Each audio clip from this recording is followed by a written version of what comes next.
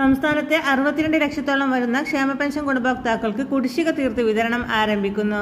സംസ്ഥാനത്തെ 62 ലക്ഷത്തോളം വരുന്ന ഗുണഭോക്താക്കൾക്കാണ് ക്ഷേമ പെൻഷൻ ലഭിക്കുന്നത്. ഏപ്രിലെ ക്ഷേമ പെൻഷൻ വിഷുവിന് മുന്നോടിയായി വിതരണം പൂർത്തിയാക്കുന്ന സാഹചര്യത്തിലാണ് ഗുണഭോക്താക്കൾക്ക് വീണ്ടും സന്തോഷ വാർത്ത എത്തിയിരിക്കുന്നത്. ഏപ്രിൽ മാസത്തിലെ തുക എത്തിച്ചേരാത്ത പെൻഷൻ ഗുണഭോക്താക്കൾക്ക് ഇന്നും കൂടി തുക എത്തിച്ചേരും. ഈ സാഹചര്യത്തിലാണ് കൂടുതൽ ആനുകൂല്യങ്ങൾ പ്രഖ്യാപിച്ചിരിക്കുന്നത്. ഇന്ദിരാഗാന്ധി ദേശീയ വാർദ്ധക്യകാല പെൻഷൻ, വിധവാ പെൻഷൻ, ഭിന്നശേഷി പെൻഷനുകൾ, കർഷക തൊഴിലാളി ക്ഷേമനിധി പെൻഷനുകളിൽ കൈപ്പറ്റുന്ന ഗുണഭോക്താക്കളിൽ 26.67 ലക്ഷത്തോളം വരുന്ന ആളുകൾക്ക് ബാങ്ക് അക്കൗണ്ടുകളിലേക്കും 24 ലക്ഷത്തോളം വരുന്ന ആളുകൾക്ക് സഹകരണ സംഘം ഉദ്യോഗസ്ഥർ വഴി വീട്ടിലെത്തിയും ആനുകൂല്യം എത്തിച്ചേരും. 5 ഗഡുക്കളാണ് പെൻഷൻ ഇനത്തിൽ കുടിശ്ശികയുണ്ടായിരുന്നത്. ഇതിൽ 2 ഗഡുക്കൾ കഴിഞ്ഞ സാമ്പത്തിക വർഷം വിതരണം ചെയ്തതിന് പിന്നാലെ കുടിശ്ശികയായിട്ടുള്ള 3 ഗഡു പെൻഷൻ തുകയും സംസ്ഥാന സർക്കാരിന്റെ ഭാഗത്തു നിന്നും വിതരണം ആരംഭിക്കുന്നതായി ധനവകുപ്പ് പ്രഖ്യാപിച്ചു. പെൻഷൻ കുടിശ്ശികയിൽ 3 ഗഡുക്കളിൽ 1 ഗഡു ഇന്നലെയായിരുന്നു ധനമന്ത്രി KN ബാലഗോപാൽ വിതരണം പ്രഖ്യാപിച്ചത്. ഇതിന് പിന്നാലെ മെയ് മാസത്തിലെ തനത് പെൻഷൻ തുകയും ഗുണഭോക്താക്കൾക്ക് എത്തിച്ചേരും.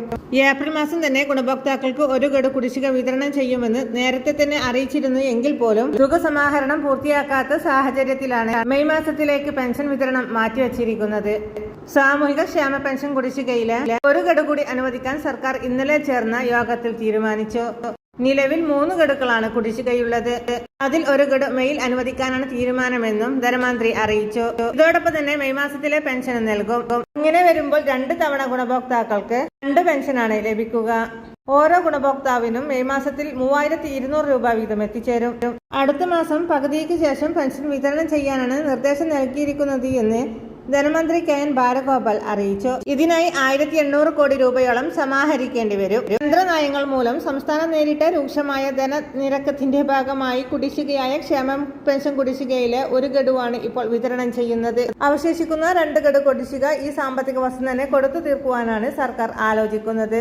കഴിഞ്ഞ വർഷം മാർച്ച് മുതൽ അതത് മാസത്തിലെ പെൻഷൻ കൃത്യമായി വിതരണം നടത്തിവരികയാണ്.